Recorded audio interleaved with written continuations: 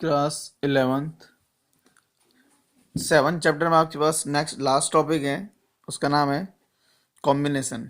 इससे पहले वाला चैप्टर हमने परम्यूटेशन पढ़ा था। इससे पहले वाले वीडियो में हमने परम्यूटेशन को समझा था, देखा था। इसके बाद अब है आपके पास कॉम्बिनेशन। ठीक है, तो पहले स्टार्ट करते हैं कॉम्बिनेशन की डेफिनेशन से।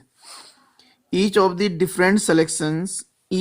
Different selections made by taking some or all of a number of object taking some or all of a number of objects irrespective of their arrangement is called a combination। अगर आपके पास कुछ objects given है, कुछ आपके पास objects क्या है given है, उन ऑब्जेक्ट्स में से आपने कुछ को लेके या सारे को लेके कुछ क्या करना, हमने सिलेक्शन करने। क्या करना हमने सिलेक्शन करने, या तो आप उनको सबको ले सकते हैं या कुछ को लेके आपने क्या करना सिलेक्शन करने, इरेस्पेक्टिव ऑफ दियर अरेंजमेंट, यानी कि यहाँ उनका अरेंजमेंट की कोई इंपॉर्टेंस नहीं। इस कॉल्ड कॉम्बिनेशन। तो इसको हम लोग क्या बोलेंगे, कॉम्बिनेशन बोलने वाले। ठीक है, लेट्स सपोज कि आपके पास कुछ लोग हैं या कुछ प्लेयर हैं, 3 प्लेयर्स हैं आपके पास। फॉर एग्जांपल है, एक एक्स है, एक वाई है और एक जेड है। ठीक है, अब ये तीनों जो प्लेयर हैं, ये तीनों जो है वो लॉन टेनिस खेलते हैं। क्या खेलते हैं, लॉन टेनिस खेलते हैं। अब ये जो तीनों प्लेयर जो लॉन टेनिस खेलते हैं, मैं कह रहा हूँ आपको क्या करना है, इनके पियर बनाने। इनको क्या बनाना है, हमने पियर बनाने हैं। पियर में कैसे करें, पियर बनाने हैं इनके, यानी कि एक टीम बनानी है। ठीक है, तो आप इनके जो टीम बनाएंगे उस किस टाइप से बना सकते हैं। लेट्स सपोज आपने एक एक्स वाई बना दिए, ये एक टीम हो गया आपके पास। दूसरी आपने क्या बना दी, वाई जेड बना दी। दूसरी क्या बना दिया आपने, वाई जेड बना दिया आपने इस टाइप से। और तीसरी जो टीम हो जाएगी आपकी वो कितनी जाएगी, जेड एक्स बना दी। तो आपने कितनी टीम बना दी, इससे 3 टीम बना दी। ठीक है, तो ये 3 प्लेयर से आप कितने टीम्स बना सकते हैं, पियर में 3 में से 2 को एक साल देके आप कितनी टीम बना सकते हैं, 3 टीम बना सकते हैं। ठीक है, 3 से ज्यादा नहीं बना सकते। इसी को हम लोग क्या बोलते हैं, ये क्या हो गया आपके पास, कॉम्बिनेशन हो गया। अब आप में से कोई आया, उसने बोला नहीं जी मैंने क्या बना दिया, वाई एक्स। मेरी टीम क्या हो गई, दूसरी टीम क्या हो गई, वाई एक्स हो गई। यहाँ से कितने बन गए आपके पास, जेड वाई बन गई। और यहाँ से कितने बन गए आपके पास, एक्स जेड बन गए। बट अगर एक्स वाई, अगर आप एक्स वाई को, अगर आप वाई एक्स को देखते हैं, एक्स वाई को और वाई एक्स को देखते हैं, क्या दोनों अलग अलग हैं, नहीं, दोनों तो सेम ही है। प्लेयर तो यहाँ भी एक्स है और यहाँ वाई है। यहाँ भी क्या है, एक्स वाई प्लेयर ही है, बस एक पहले एक बाद में है। यहाँ भी सेम क्या है, वाई जेड एक टीम थी, दूसरी हमने बना दी जेड वाई, तीसरी बना दी हमने जेड एक्स थी, फिर हमने उसको क्या बना दिया, जेड एक्स बना दिया। तो जो कॉम्बिनेशन होता है, कॉम्बिनेशन में इनका कोई यूज नहीं होता, यानी ऑर्डर इंपॉर्टेंट नहीं होता। कॉम्बिनेशन में क्या इंपॉर्टेंट नहीं होता, order is not important. Order is not important in the combination. तो जो कॉम्बिनेशन है आपका, उसमें ऑर्डर इंपॉर्टेंट नहीं होता है। ठीक है, इन द कॉम्बिनेशन। तो इसमें जो टीम बनेगी आपके पास 3 प्लेयर में से, अगर आप 2-2 करके टीम बनाए तो कितनी टीम्स बन सकती है, ओनली 2 टीम बन सकती है। और अगर आप इसको देखेंगे ध्यान से, तो 3 प्लेयर हैं, मैं 2 के पेयर में अगर मुझे क्या बनाना होता है, कॉम्बिनेशन बनाना होता है। क्या बनाने होते हैं, कॉम्बिनेशन। तो 1 2 3 4 5 6 कितने बनते, फिर 6 बनने वाले थे। कितने बनने वाले थे फिर, 6। लेकिन कॉम्बिनेशन कितने बनेंगे, ओनली 3 बनने वाले। कॉम्बिनेशन कितने बनने हैं आपके पास, 3 बनने वाले। ठीक है, तो आई होप कि आपको कुछ समझ में आ रहा होगा इसको समझ के। तो इसके लिए जो फॉर्मूला होता है कॉम्बिनेशन के, वो बनता है आपके पास NCR। फॉर्मूला क्या बन जाता है इसके लिए, NCR से डिनोट करते हैं। ठीक है, यानी कि अगर आपके पास क्या है, n डिफरेंट ऑब्जेक्ट हैं, n क्या है आपके पास, डिफरेंट ऑब्जेक्ट हैं, और उनमें से कितनों को ले रहे हैं आप एक टाइम में, 3 को ले रहे हैं। तो यानी कि जो फॉर्मूला बनेगा वो बनेगा आपके पास number of combination, number of combinations of n different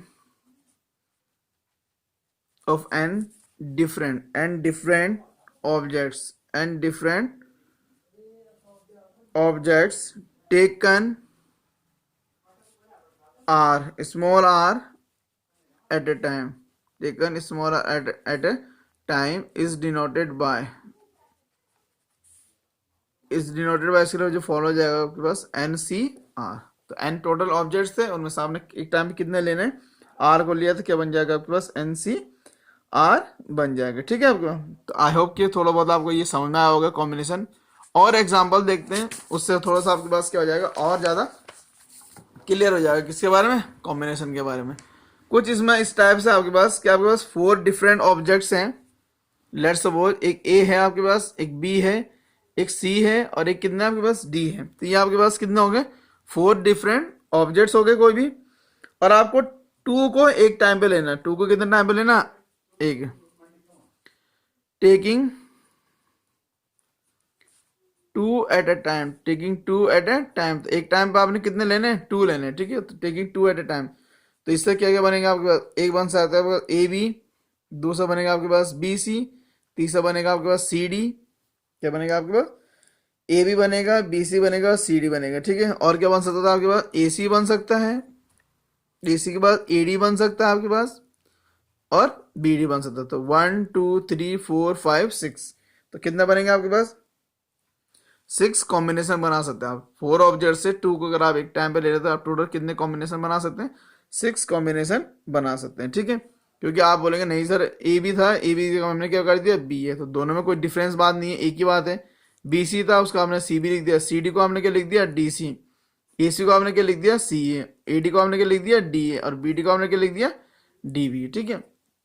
तो मैंने कहा ना, और अगर ए बी है किसी से हम बी ए बोलेंगे, अगर आपको सिलेक्शन करना, हम लोग क्या कर रहे हैं, सिलेक्शन कर रहे हैं।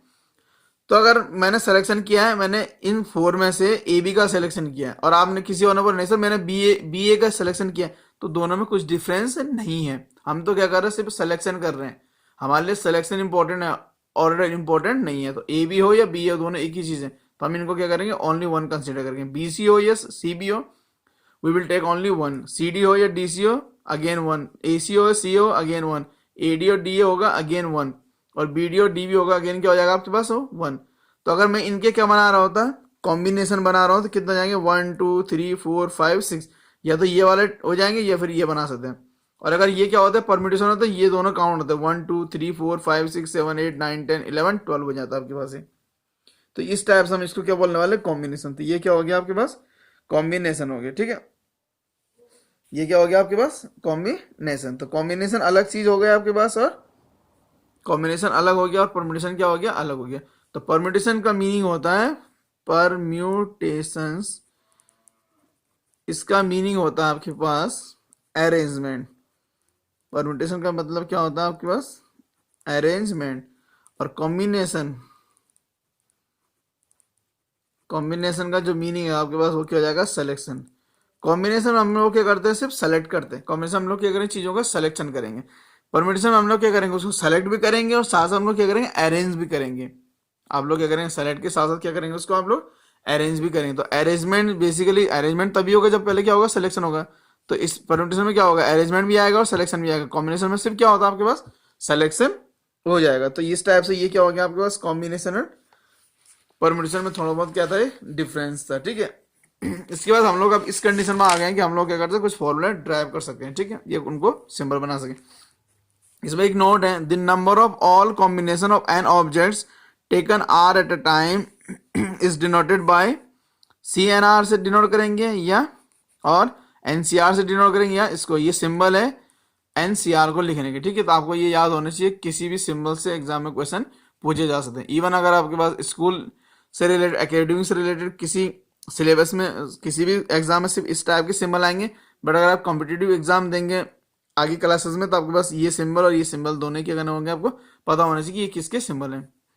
10 एनसीआर और C N R is equal to क्या हो गया, ये जो फॉर्मूला, इसका मीनिंग क्या होगा, number of ways of selecting R object, number of ways of selecting R object from N object. तो एनसीआर का मतलब क्या हो गया, बेसिकली कि आपके पास एन ऑब्जेक्ट है, और एक टाइम पे एन ऑब्जेक्ट में से आर ऑब्जेक्ट को क्या कर रहे हैं, सेलेक्ट कर रहे हैं, ठीक है। नेक्स्ट नोट ऐसी में, the number of all combinations of N distinct objects taken R at a time is given by. तो एनसीआर के लिए फॉर्मूला जो होगा इस टाइप से, NCR is equal to factorial N upon factorial N minus R into factorial R. तो ये क्या है, थोड़ा सा डिफरेंस है किस फॉर्मूला में, एनसीआर के फॉर्मूले में से, इरिस्पेक्टिव ऑफ एनपीआर का जो फॉर्मूला था वो अलग था, एनसीआर का फॉर्मूला से थोड़ा सा क्या इसमें डिफरेंस है।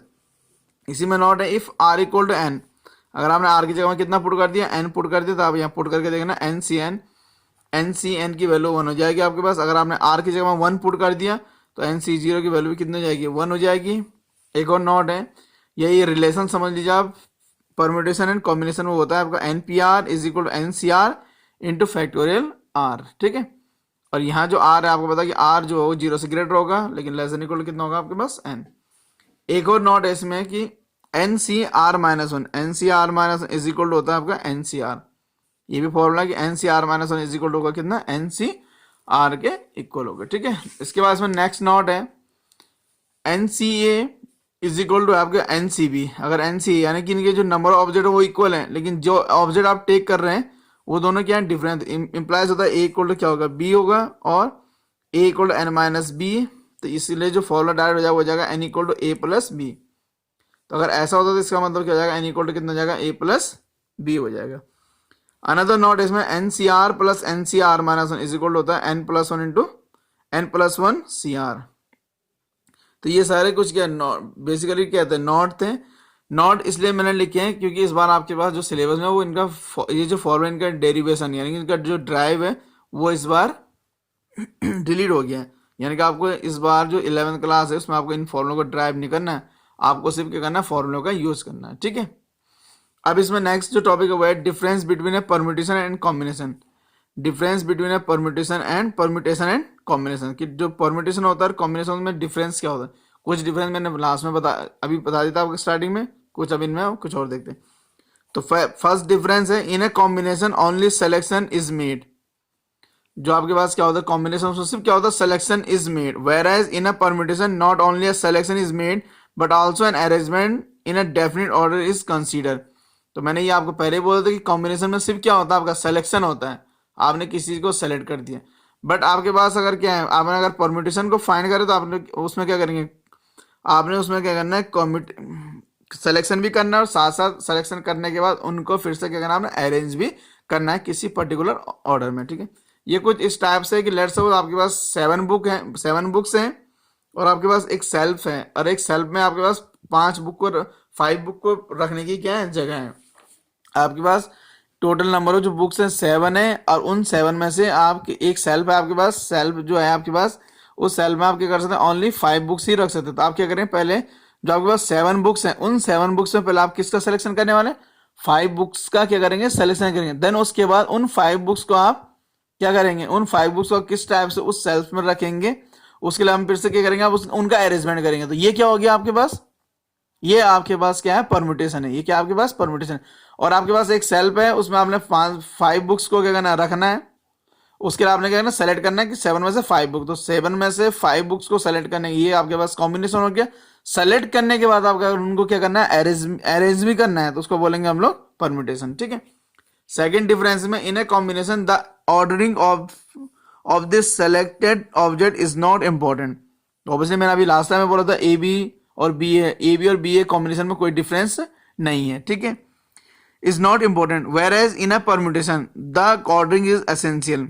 और परम्यूटेशन में क्या होता है, ए बी और बी ए दोनों की चीजें होती है अलग हो जाती है, ठीक है, ये काफी ज्यादा एसेंशियल है। थर्ड लेसन में practically to find the permutations of n different items taken r at a time we first select r item। तो अगर प्रैक्टिकल आप देखें तो हमने क्या, अगर मेरे पास टोटल कितने n डिफरेंट आइटम्स हैं, उसमें से आपको एक टाइम पे क्या लेना, r लेना है। तो सबसे पहले आप क्या करेंगे, r आइटम्स को क्या करेंगे, सेलेक्ट करेंगे from n items and then arrange them and then arrange. उसके बाद हम लोग उनको क्या कर देंगे, अरेंज कर देंगे। किस में होता है आपका, परम्यूटेशन में होता है, ठीक है। बट कॉम्बिनेशन में क्या होगा, n में से सिर्फ आपने क्या करना, r आइटम्स को क्या कर देना, सेलेक्ट कर देना। फोर्थ नंबर पे है इसमें आपके पास each combination correspond to many permutations. जितने भी combination correspond to many permutation easy है। For example the 6 permutation A B C A C B B C A B C correspond to the same combination A B C. तो आपके पास क्या था, एक ही आपके पास क्या था, कॉम्बिनेशन था। इस हमने कॉम्बिनेशन को क्या लिख दिया, इसको आप ए बी सी भी लिख सकते हैं, ए सी भी लिख सकते हैं, बी सी ए लिख सकते हैं, बी ए सी लिख सकते हैं, सी बी ए सी ए भी लिख सकते हैं।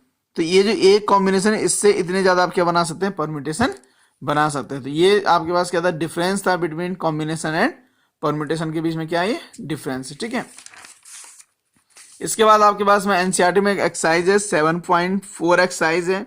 इसमें आपके पास if NC8 is equal to आपके पास 8 हो और NC2 इक्वल टू कितना हो आपके पास, इक्वल टू NC2 हो, फाइंड NC2। और आपको क्या फाइंड करना है, इसमें NC2 फाइंड करना है, ठीक है।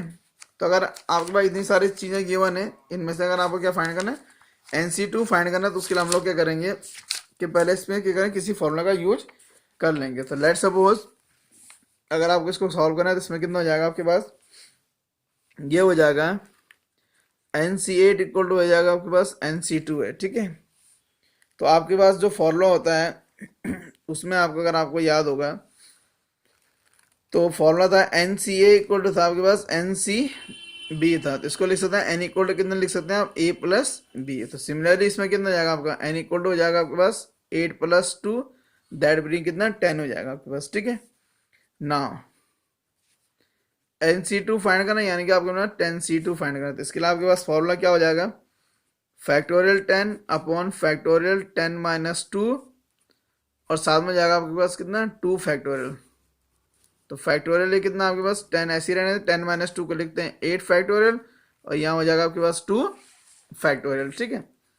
तो फैक्टोरियल 10 को क्या लिख सकते हैं 10 इंटू 9 इंटू कितना 8 फैक्टोरियल, और अपॉन में कितना चल रहा है 8 फैक्टोरियल, 2 फैक्टोरियल लिख सकते हैं 2 इंटू 1। तो 8 फैक्टोरियल से 8 फैक्टोरियल कैंसिल, 10 9 जा 90, और 90 बाई 2 कितना हो जाएगा आपके पास 45। तो जो ओनली कितना जाएगा आपके पास 45। तो जो 10C2 है, 10C2 उसकी वैल्यू कितनी हो गई आपके पास 45। तो ये इस टाइप से आप क्या कर सकते हैं, इस क्वेश्चन को सॉल्व कर सकते हैं, ठीक है। इसके बाद इसमें आगे बढ़ते हैं, नेक्स्ट क्वेश्चन को देखते हैं। क्लास 11 आपके पास में नेक्स्ट क्वेश्चन है second number, determine and if 2NC3 ratio NC2 is equal to 12 ratio 1 है, ठीक है। सॉल्यूशन, तो इसको आप इस टाइप से सॉल्व करते हैं, 2NC3 अपॉन रेशो में तो NC2 इज इक्वल टू लिख सकते हैं आप इसको 12 अपॉन कितना लिख सकते हैं 1 लिख सकते हैं। ये हो गया क्वेश्चन नंबर कितना फर्स्ट। तो हम लोग क्या करेंगे, इसको अलग से सॉल्व कर लेंगे ना। 2NC3 को सेपरेटली क्या कर देंगे, सॉल्व कर देंगे। यहाँ हो जाएगा 2n फैक्टोरियल, यहाँ हो जाएगा 2n माइनस 3 फैक्टोरियल, और यहाँ हो जाएगा साथ में आपके पास 3 फैक्टोरियल, ठीक है। तो 2n ऊपर कितना 2n फैक्टोरियल, यहाँ कितना 2n माइनस 3। तो इसको क्या करेंगे 2n अगर आपका आउटसाइड आएगा तो यहाँ हो जाएगा 2n माइनस 1, फिर से हो जाएगा आपके पास 2n माइनस 2, और फिर उसके बाद इन साइड बचेगा 2n माइनस 3, और देन इस पर लग जाएगा आपका क्या फैक्टोरियल, ठीक है।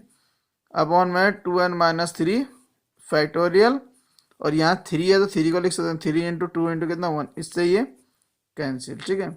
और इस वाले 2 से ये 2 भी कैंसिल, यहाँ बचेगा आपके पास n 2n माइनस 1, यहाँ से 2 कॉमन आ रहा है तो यहाँ बचेगा फिर से n माइनस 1, और अपॉन कितना 3 है। तो फिर से आप ध्यान से देखेंगे, इस 2 को बाहर ले लेंगे तो 2n माइनस 1, और यहाँ हो जाएगा आपका n minus 1, and this is the value of 2NC3, ठीक है। एंड नेक्स्ट है इसी में आपके पास NC2। तो NC2 को लिख सकते हैं हम लोग factorial n upon n minus 2 factorial, और यहाँ हो जाएगा आपके पास 2 फैक्टोरियल। तो n को लिख सकते हैं n, तो अंदर हो जाएगा n माइनस 1, फिर से एक और कम n माइनस 2 फैक्टोरियल, और अपॉन में आ जाएगा आपके पास n माइनस 2 फैक्टोरियल, 2 को लिख सकते हैं 2 इंटू 1, इससे ही कैंसिल। यहाँ हो जाएगा n इंटू n माइनस 1, 2 1 जा 2। तो ये वैल्यू आ गई किसकी NC2 की फ्रॉम फर्स्ट। ये चीज़ हम काम पुट कर देंगे, फर्स्ट में पुट कर देंगे, ठीक है। तो फर्स्ट में जब आप पुट करेंगे तो आपको मिलने वाला है यहाँ 2n कितना जाएगा, सॉरी 2n ब्रैकेट में जाएगा 2n minus 1, 2n minus 1 into n minus 1 हो जाएगा। अपॉन में जो वैल्यू थी आपकी वो हो जाएगी कितनी, और इसके अपॉन में अगर आपको याद होगा तो इस पूरे के अपॉन में कितना था 3 भी था, इस पूरे के अपॉन में कितना था 3, और यहाँ हो जाएगा अपॉन में जो वैल्यू थी वो हो जाएगी